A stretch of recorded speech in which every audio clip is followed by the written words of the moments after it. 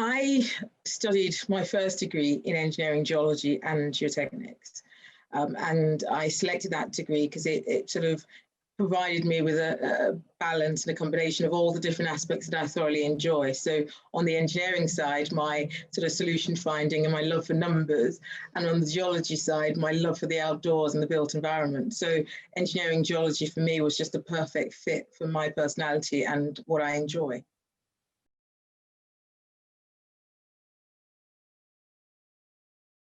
When I started my career, the first sort of 3 years of working was working out on various construction sites across the country, assessing what's in the ground from both an engineering and environmental perspective. So that sort of ties in sort of engineering, geology, and geoenvironmental engineering, which is what I do. So I did spend a lot of time on sites at the start of my career.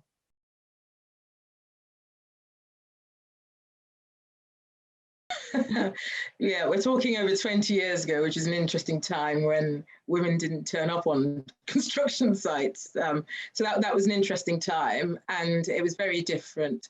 But I think my focus really was on just getting the job done, and that's what I did. But I'm pleased to see that things have changed quite significantly since, and it's becoming more commonplace having women around on construction sites. But certainly when I started, that wasn't the case.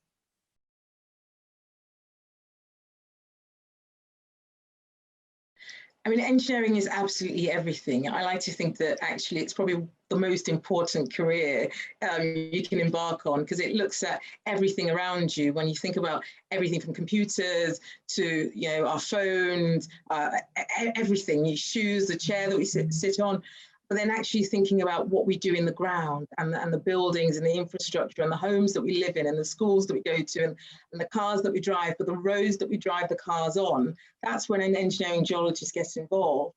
And when you really sort of open your mind to that, you realize that our work is extremely important, but not only important, but really exciting as well in terms of the changes that we can put in place. So in terms of the projects I've been involved in, it's ranged from the widening of the M25 to the widening of A406, but actually working on major construction and building projects and infrastructure.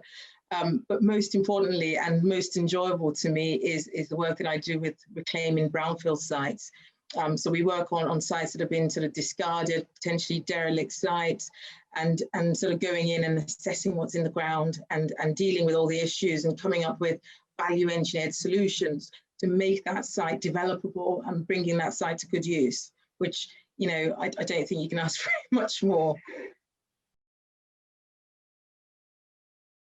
I started off focusing on my passion and my purpose for delivery. So I spent a number of years working in industry, including becoming the associate director of one of the largest engineering companies before starting my own.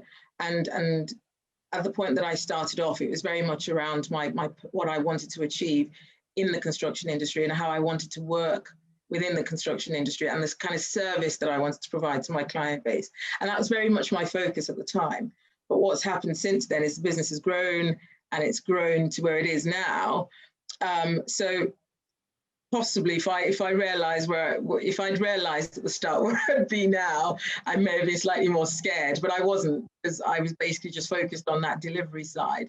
And what we do at Jomas is to try and remain focused on that sort of delivery side and sort of helping our clients find solutions to their problems. Because my focus was very much on purpose, it's made it a lot easier to build the business. And I think that's what underpins our vision as a company. And it does make it slightly easier.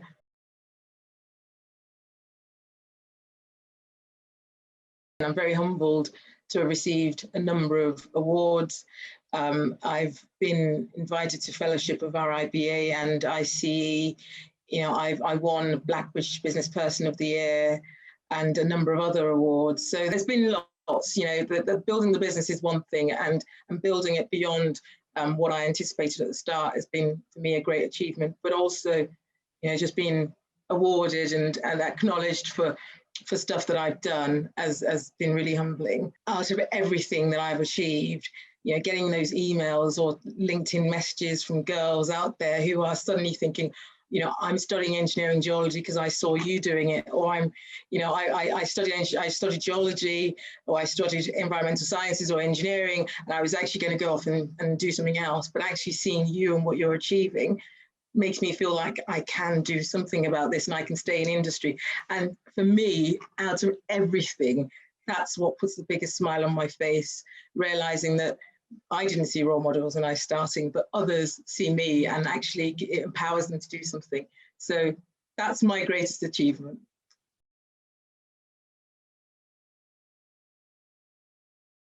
In terms of our plans for 2021 and beyond is to grow the company, to continue to be an ambassador for diversity in engineering, in geology, and in business.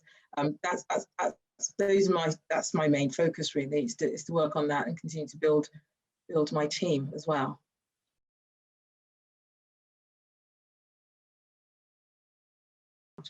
I think that we are slightly behind on where we've got to on the engineering side overall. I think there is a lot more conversation around diversity in engineering than we have in geology.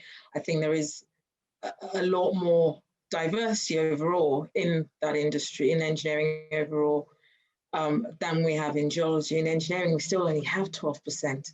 Only 12% of the workforce is female. I think in terms of what I see working in industry, I'm certainly putting a lot of work into it directly. 40% of my workforce is female. So, I think that's what we need to do is encourage females. And we are seeing more and more. But most importantly, actually, you see females go into geology and study the degree, but then when they graduate, they go somewhere else. And I've worked with some females who have just decided, I'm just going to go and do marketing rather than geology.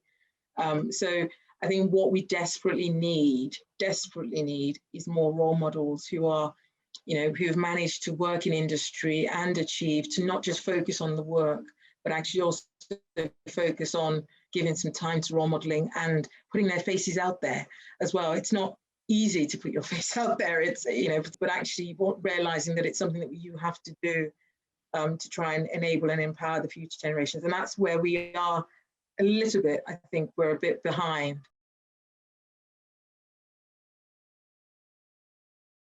The one person who I look up to in geology is Mr. John Talbot. He absolutely empowered me from, very early doors of my career. There are so many opportunities in the built environment, in geology, in engineering. There's so many opportunities. And I think it's worth, in the first instance, if you're unsure, finding somebody who's already doing the work, or speak to a number of people.